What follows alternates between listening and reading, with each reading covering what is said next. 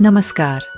आज आपण को नहीं जीवु ओडिशार मध्य भागरे अवस्थित एक पुरातन और ऐतिह्य समृद्ध जिला ढेंकानाल को। यह प्राचीन गड़जात राज्य तथा राज्यर एक पुरातन जिला।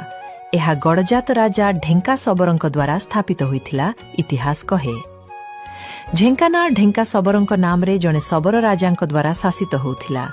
गजपति प्रतापरुद्र देवंक सेनापति हरिसिंह विद्याधरंक ठारू झेंका परास्त हेबा परे ढेंकानाल गड़जात गजपतिंक अधीन को आसीथिला।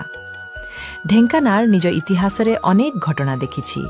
मराठांक सह युद्ध, प्रजामंडल आंदोलन, जतननगर दुख सबुकिछि एही माटी रे लेखा अछि। एही माटी देइछि देशर सर्वकनिष्ठ शहीद बाजी राउत। भुवन ब्लॉकर नीलकंठपुर ग्राम रे जन्म नेइथिबा बाजी राउत प्रजामंडल आंदोलनर सबुठु निर्भीक योद्धा थिले। प्राकृतिक सौंदर्य रे मध्य अत्यंत धनी।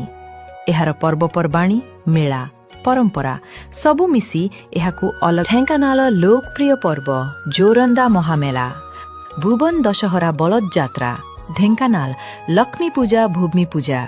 भुवनाल बुली आसिले देखिबे कपिलास जोरंदा, सप्तसज्जा, सापुआ डैम, कुआलो, अष्टशंभु मंदिर, ढेंकानाल राजप्रसाद, दंताधर, सरांग, अनंत शयन प्रतिमा, बाजी राउत स्मृति, स्तंभ बाजी राउत सेतु, आहुरी अनेक किछि। आम ढेंकानाल गजलक्ष्मी पूजा ओडिशा प्रसिद्ध। आम ढेंकानाल बरा हेउ कि मगजी लडु हेउ थरे खाइले पाटिरु छाड़ेनी। ढेंकानाल एक एमिति जिला जेउठारे पुरातन इतिहास और प्राकृतिक सौंदर्य हाथ धरी चले। थरे आसिले मन आउ थरे फेरी आसिबाकु चाहिबो। आसंतु ना थरे ढेंकानाल।